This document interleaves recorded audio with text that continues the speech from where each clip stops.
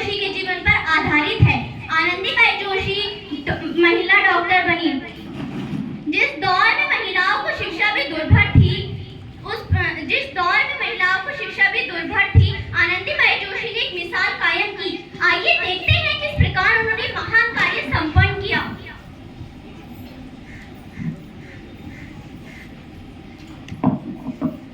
आप इतने परेशान क्यों दिखाई देते हैं? परेशान तो रहोगा ना पार्वती। आखिर बेटी का बाप जो ठहरा, पार्वती अब उसके हाथ पीले करने का समय आ गया है। पर हमारी आनंदी तो अभी सिर्फ 9 साल की है। अभी तो उसके पढ़ने लिखने और खेलने कूदने के दिन है। एक पार्वती, लड़कियां पराया धन होती हैं और जितना जल्दी ने घर से विदा कर दे उतना अच्छा है हमारे लिए। और हाँ, कल से आनंदी की पढ़ाई लिखाई बंद। पर बापू, इसमें मेरी क्या गलती है? आप मुझे पढ़ने से क्यों रोक रहे हैं? तेरी गलती यह है कि तू एक लड़की है। अगर लड़का होगी तो क्या बापू? लड़का होते तो क्या? लड़की, ज्यादा सवाल ना चला, नहीं तो जवान अलग से बीच से बाहर निकाल दूंगा। बापू, मेरी पढ़ाई ना रोको बापू। मुझे पढ़ लिख कर डॉक्टर बनना है। आनंदी, तुझे पढ़ना है तो पढ़, लेकिन सारी उम्र बाप की शादी पर ही बोझ बनकर ना बैठ। बापू, मेरी उम्र पढ़ाई लिखाई की है। मेरी पढ़ाई ना रोको बापू। एक आनंदी, ये काफी किताबें ना जो छोरों का हाथों में अच्छी लगती है, लड़कियों का हाथों में मेहंदी अच्छी लगती है, मेहंदी। पर बापू, मैं लड़की हूँ तो क्या हुआ? लड़का और लड़की तो हमारी दोनों आंखों के समान होते हैं ना। चुप कर आनंदी, और ये एहसान मान के अब तक जिंदा है तू। कहीं बचपन में गला दबाकर मार दिया होते तेरी आज बाबा ना सुननी पड़ती मुझे। पर बापू, मुझे चूल्हा जलाना अच्छा ना लगे है। देख आनंदी, जितना जल्दी हो चूल्हा जलाना सीख ले उतना ही अच्छा होगा तेरे लिए। और हाँ, तेरा ब्याह तो होगा, वो भी कल के कल।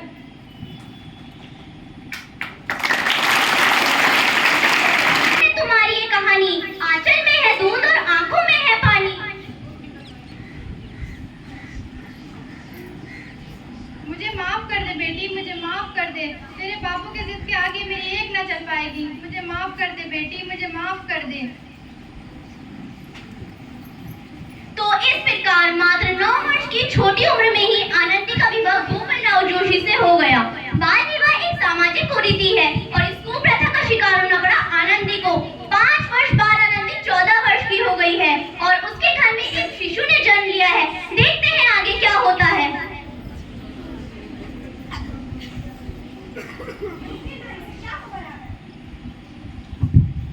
इसका माथा तो अंगार की तरह दब रहा है। इसे तो बहुत तेज बुखार है। आप भी ना कुछ भी बोलते हैं। दीजिए मुझे। ये क्या कर रही हो आनंदी? ये सब अंधविश्वास है।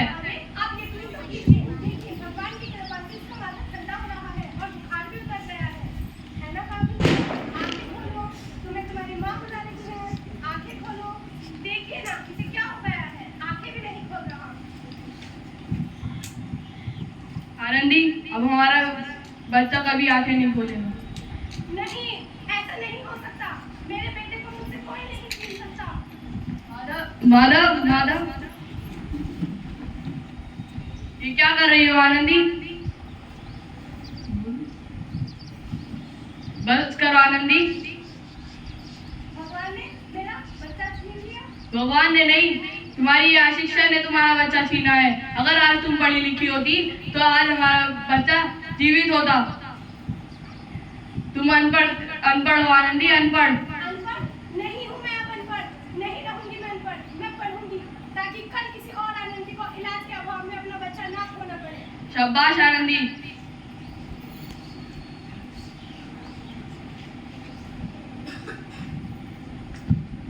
आनंदी, तुम्हारी 12वीं कक्षा का परिणाम आ गया है। तुमने पूरे विद्यालय में प्रथम स्थान प्राप्त की है। क्या ये सच है?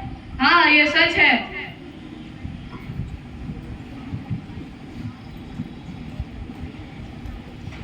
12वीं में प्रथम स्थान करने उपरांत आनंदीबाई जोशी विदेश से शिक्षा प्राप्त करने के लिए उनको शिक्षा वृत्ति प्राप्त होने का संदेश आता है।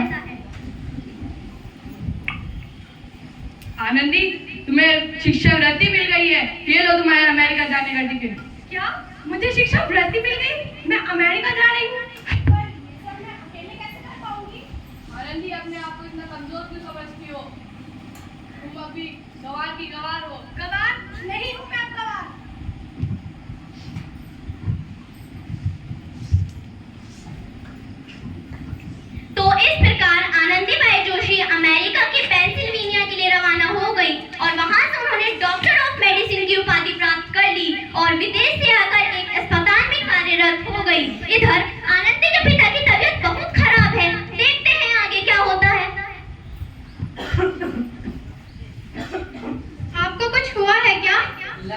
मेरे जाने का समय आ चुका है, अब मैं नहीं बचूंगा।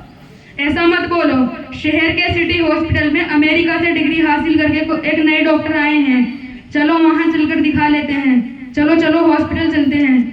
सही बोला भैया, कम से कम दिल को तो तसल्ली मिल जाएगी। चलो।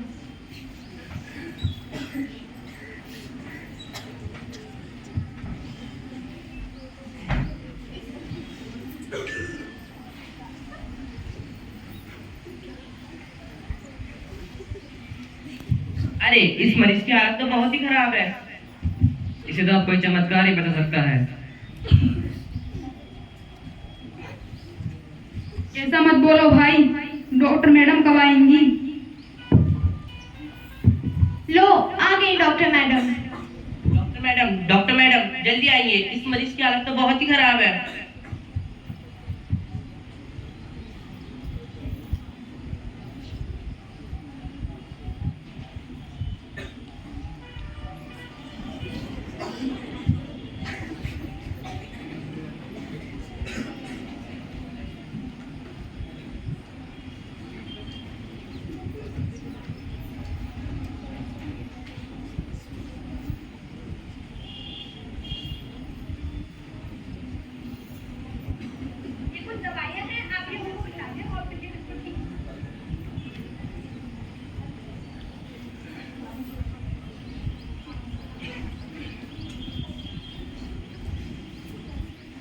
मौत के मुंह से बचाया डॉक्टर मैडम ने आपको।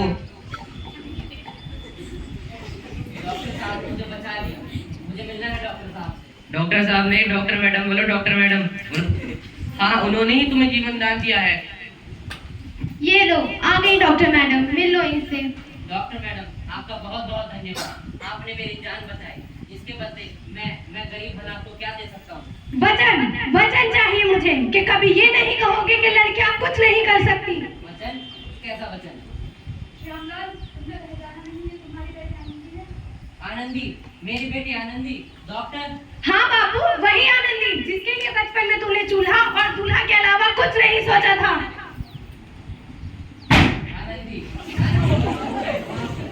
मैं तेरा गुनहगार हूँ। नहीं बाबू, वही आनंदी जिसके हाथ पीले करके तुम उसकी सारी जिंदगी काली करना चाहते थे। माफ कर दे मेरी बच्ची, माफ कर दे मुझे। नहीं नहीं बाबू, नहीं बाबू, मैंने तो तेरा एहसान चुकाया है। याद है ना अपना एहसान जो बचपन में तूने मुझ पर किया था? ताने सुना सुना कर जीते जी मार लिया था। बता मुझे, और किस किस को मारेगा? बेटी माफ कर दे मुझे, माफ कर दे। मैं तेरा गुनहगार हूँ मेरी बच्ची, माफ कर दे मुझे। नहीं बाबू, आपने ही तो बोला था किताबें तो सिर्फ बेटों के हाथ में अच्छी लगती हैं, बेटियों के हाथ में तो मेहंदी अच्छी लगती है, मेहंदी। बेटा और बेटी में फर्क करना दोनों आंखों में फर्क करने समान है। एक का पढ़ना और दूसरे का ना पढ़ना सामाजिक अंधकार है बाबू, सामाजिक अंधकार। उपकार मानता हूँ मैं तेरी जैसी बेटी का, जिसने सारी उम्र मुझसे कुछ ना मांगा था सिर्फ बराबरी का दर्जा। वरना सच तो यह है कि मैं तेरी माफी के लायक भी ना हूँ मेरी बेटी। मुझ जैसा बाप तेरी बराबरी कर सके उसके मैं लायक भी ना हूँ मेरी बेटी, लायक भी ना हूँ।